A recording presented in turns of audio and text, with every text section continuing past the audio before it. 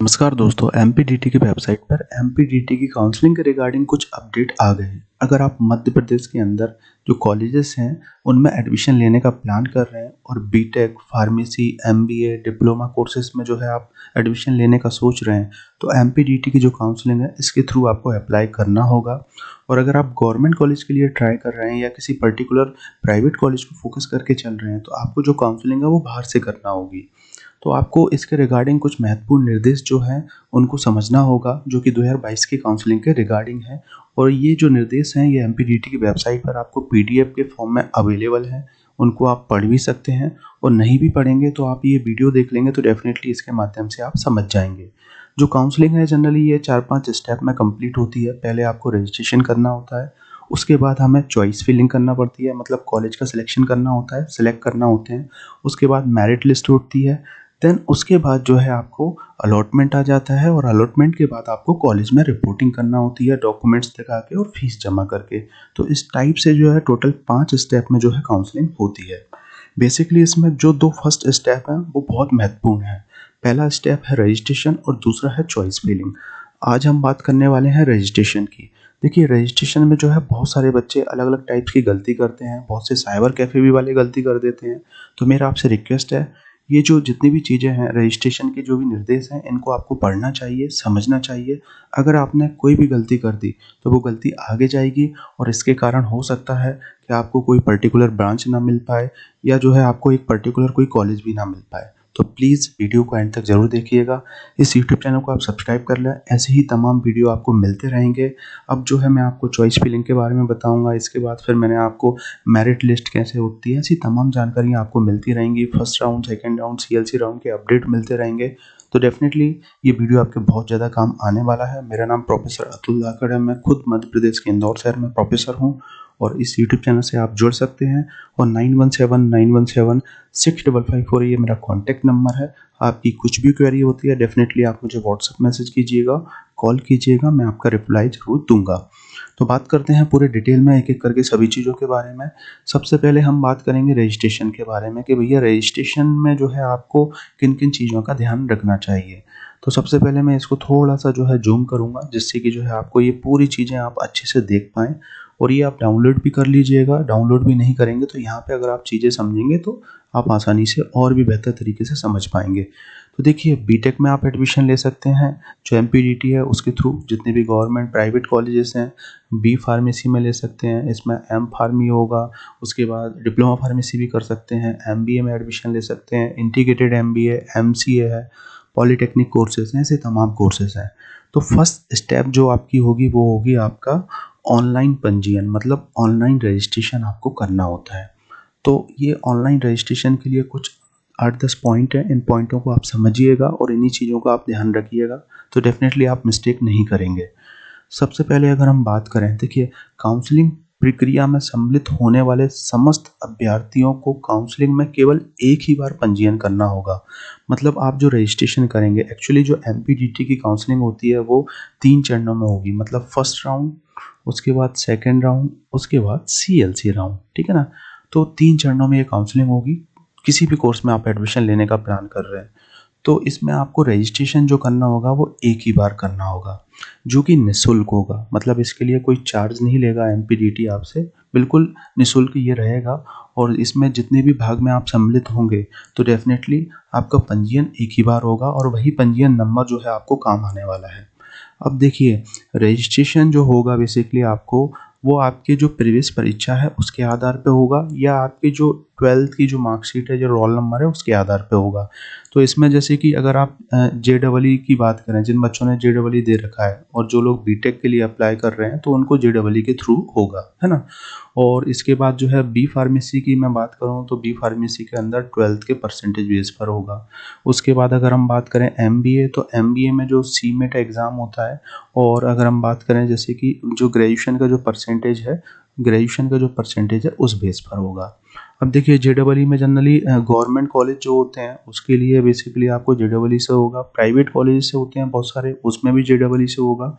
और कुछ private college ऐसे भी होते हैं जो जेईई से भी करते हैं और 12th के परसेंटेज बेस पर भी करते हैं। तो फर्स्ट राउंड जो है वो आपका पूरा जेईई से जाता है। फर्स्ट राउंड जेईई से जाएगा, second round JEE plus 12th के परसेंटेज बेस पर जाएगा, लेकिन प्रायोरिटी जेईई वाले बच्चों को ही दिया जाएगा। तो रजिस्ट्रेशन जो है बेसिकली आप समझ पा गए होंगे कि रजिस्ट्रेशन जो है आपका जो 10th का रोल नंबर है, जो 12th का रोल नंबर है बेसिकली, या जेईई का जो रोल नंबर है उसी के बेस पे जो है आपको पूरी चीज़ें वहाँ पे फिल करना होंगी। अब देखिए, अब इसमें क्या करना है, जो रोल नंबर है यहाँ पे वही चीज़ दे रखी है तीसरे नंबर पे मतलब दूसरे नंबर को कनेक्ट करके यही दे रखा है कि जो आपका जो भी रोल नंबर होगा, जो पंजीयन नंबर होगा, जो भी आपने एग्ज़ाम दे रखा है, उसको आप जैसे ही इंटर करेंगे उसके अंदर, तो आपकी बहुत सारी जानकारी डायरेक्ट वहीं से आ जाएगी। मतलब उस फॉर्म के अंदर जो है बहुत सारी जानकारी, जैसे कि आपका नाम आ जाएगा, उसके बाद आपके जैसे कि पिताजी का नाम, माता का नाम, आपकी जन्म तिथि आ जाएगी, और बाकी रिमेनिंग चीज़ें जो है आपको शेष बची चीज़ें जो है वो डालना होंगी। बाकी जैसे ईमेल आईडी वगैरह और भी तमाम जानकारी आपको भरना पड़ेंगी। जो भी चीज़ आप भर रहे हैं सही भरें। अगर कोई भी उसमें अगर आपको जैसे दिक्कत हुई, त्रुटि पाई गई, तो डेफ़िनेटली फिर जो है वो कैंसल हो जाएगा आपको, मतलब वेरीफाइड नहीं होगा। तो मेरा आपसे यही कहना है, जो भी आप जानकारी भर रहे हैं, नंबर भर रहे हैं, फ़ोन नंबर डाल रहे हैं, अपना डालें, क्योंकि उसमें कोड आएगा, बहुत सारी चीज़ें आपको मिलेंगी। तो डेफ़िनेटली दूसरे का कॉन्टैक्ट नंबर ना डालें, और जितनी भी डिटेल्स आप डाल रहे हैं, ईमेल आईडी, सभी चीज़ें बिल्कुल प्रॉपर मेंशन करें। तो आपका जैसे कि जेईई से जो बच्चे भरेंगे तो कुछ डिटेल वहाँ से आ जाएगी, 10th से अगर आप भरेंगे तो 10th के थ्रू आपको बहुत सारी चीज़ें मिल जाएंगी। उसके बाद अगर हम बात करें, नीचे देखते हैं यहाँ पर, जैसे कि आप 4th नंबर पे यहाँ पे देख पा रहे होंगे, जैसे यहाँ पे दे रखा है माध्यमिक शिक्षा मंडल। जैसे कि अगर आप जो 12th के परसेंटेज बेस पर करते हैं उसके रोल नंबर के बेस पे, या सीबीएसई के जो रोल नंबर के बेस पे करते हैं, तो बहुत सारी चीज़ें वहाँ से वो वेरीफाइड कर लेगा। आपका नाम, आपके फादर का नाम, मदर का नाम, आपकी जन्म तिथि। उसके बाद जो है यहाँ पे आप देख पा रहे होंगे, जैसे कि अगर आप एससी, एसटी, ओबीसी कास्ट के स्टूडेंट्स हैं, तो बेसिकली आपका जो क्रमांक नंबर है जैसे ही आप डालेंगे तो वहाँ से वो डायरेक्ट ऑटोमेटिक सभी चीज़ें ले लेगा और वेरीफाइड कर देगा। और इसका स्टेटस जो है आप उस पे जाके देख सकते हैं, मतलब कैंडिडेट स्टेटस जो है वहाँ पे जाके आप पूरी चीज़ें देख सकते हैं, टिक लिखा आ जाएगा और आपका जो है रजिस्ट्रेशन इस टाइप से हो जाएगा। अब देखिए, ये तो हो गया इस टाइप से पूरी सभी चीज़ें, मतलब आपको ये क्रमांक नंबर जो है होता है जब हम जैसे कि हमारे जो जाति के प्रमाण पत्र हैं उस पे लिखे होते हैं बेसिकली, और जितने भी जो कास्ट के सर्टिफिकेट्स हैं वो अभी अपडेट होना चाहिए, न्यू आ गए हैं, जनरली डिजिटल आ गए हैं, तो उनको आप करवा लीजिए और बनवा लीजिए। अब इसके बाद अगर हम बात करें ऐसे अभ्यर्थी जिनके दस्तावेज़ों का ऑनलाइन ई सत्यापन मतलब नहीं हो पाया है, तो फिर उसको उसके लिए जो है एक वो पर्ची जारी करेगा, एक पंजीयन जारी करेगा, और फिर आपको जो आपके दस्तावेज़ हैं वो अपलोड करना होंगे। जैसे कि वेरीफाइड नहीं हो पाता है, किसी बच्चे की कोई मिस्टेक हो गई है, तो फिर वो जो है आपको एक डेफ़िनेटली उसमें कोई प्रॉब्लम नहीं होगी, आपको एक पंजीयन जारी कर देगा, और उसमें जो डॉक्यूमेंट्स हैं उनको स्कैन करके आप अपलोड कर दीजिएगा। बस ये चीज़ ध्यान रखना है आपको, जो भी आप चीज़ें कर रहे हैं अपलोड, जो भी आपका जैसे कि 10th 12th की मार्कशीट, आप 12th की मार्कशीट कर रहे हैं या फिर कास्ट का सर्टिफिकेट कर रहे हैं, वो दिखना चाहिए स्पष्ट रूप से, है ना? नहीं तो दिखेगा नहीं तो फिर क्या होगा, वो कैंसिल हो जाएगा।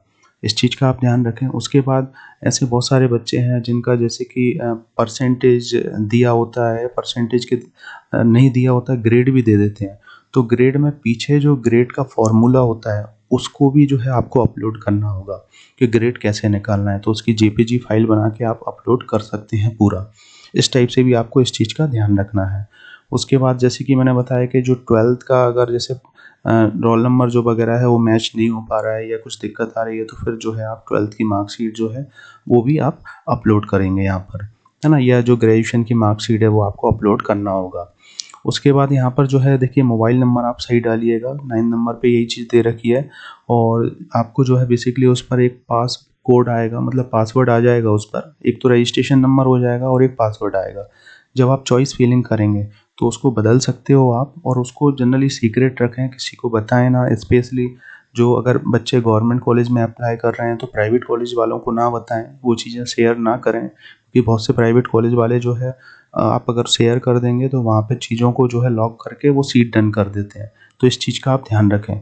उसके बाद कभी भी कुछ भी दिक्कत होती है तो वहाँ पे कैंसल रजिस्ट्रेशन करके जो है आप सुविधा उपलब्ध है, अपनी चीज़ों को कैंसिल कर सकते हैं, या आपको ऐड करना है तो कैंसिल करके दोबारा जो है उसमें संशोधन कर सकते हैं आप। उसके बाद जैसे कि आपने रजिस्ट्रेशन कर दिया, सब चीज़ें कर दी हैं, है ना? सबमिट कर दिया है, उसके बाद भी जो है आप मतलब जो रजिस्ट्रेशन का जो लास्ट डेट होगा उससे पहले तक जो है आप ऐड रजिस्ट्रेशन पे जाके कुछ चीज़ें चेंज कर सकेंगे, लेकिन एक ही बार ये चीज़ कर सकेंगे। तो आप ये चीज़ें ध्यान रखिएगा कि आपने कुछ गलती तो नहीं कर रखी है। मतलब आप जब सबमिट करेंगे तो उससे पहले भी सभी चीज़ें एक बार देख लें, और अगर आपने बाई चांस कर दी है कुछ गलती, तो उससे पहले भी जो है आपको एक बार मौका मिलेगा, तो उसमें आप ऐड रजिस्ट्रेशन पे जाके चीज़ों को सुधार सकते हैं।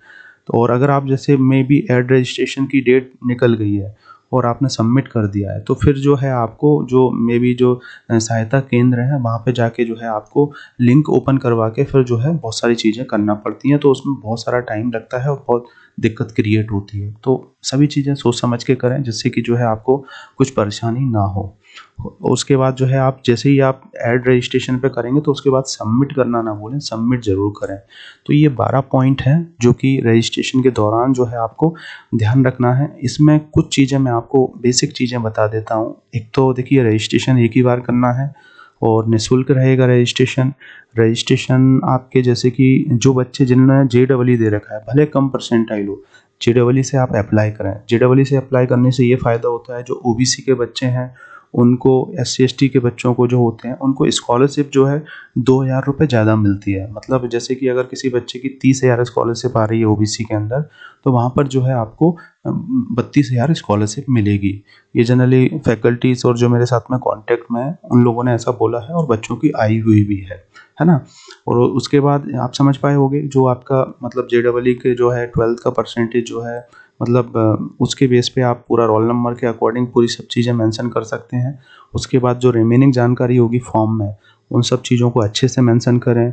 उसके बाद आपका जो कास्ट सर्टिफिकेट्स का जो नंबर है उसको अच्छे से मेंशन करें। अगर आपके पास ये सब चीज़ें वेरीफाइड नहीं हो पा रहा है, वैसे तो अधिकतर वेरीफाइड हो जाता है, लेकिन बहुत से बच्चों को दिक्कत आती है, तो फिर आपको आपके ओरिजिनल डॉक्यूमेंट जो हैं उनको आप रेडी करके रखें और उनको स्कैन करके रखें। डेफिनेटली मोबाइल से स्कैन नहीं करना है, स्कैनर से स्कैन करके करें। मोबाइल से स्कैन करके देखिए उसमें धुंधली पिक्चर दिखती है, और फिर जो है आपका दोबारा वही चीज़ दिक्कत होगी, वो वेरीफाइड नहीं करेगा। तो इसलिए स्कैनर की मदद से जितने भी आपके डॉक्यूमेंट्स हैं, 10th 12th, आपके जो भी कास्ट सर्टिफिकेट्स हैं, ईडब्ल्यूएस हैं, इनको अच्छे से स्कैन करवा लें और अपनी मेल पे या अपने जहाँ भी हो उसको सेव करके रखें और इसी का यूज़ करें। तो उसके बाद ये सब चीज़ें हैं, बेसिक चीज़ों का ध्यान रखें। और उसके बाद जैसे कि आपका मोबाइल नंबर आप जो मेंशन कर रहे हैं, वो आप ही का मोबाइल नंबर मेंशन करें जो ऑन हो बेसिकली, और साथ ही साथ उस पर पासवर्ड मिलेगा। उस पासवर्ड को, रजिस्ट्रेशन नंबर को आप नोट करके रखें, आगे भी आपको काम आने वाला है। फर्स्ट राउंड, सेकंड राउंड, हो सकता है आप सीएलसी राउंड में बैठें, तो ये सब चीज़ें आपको काम आने वाली हैं।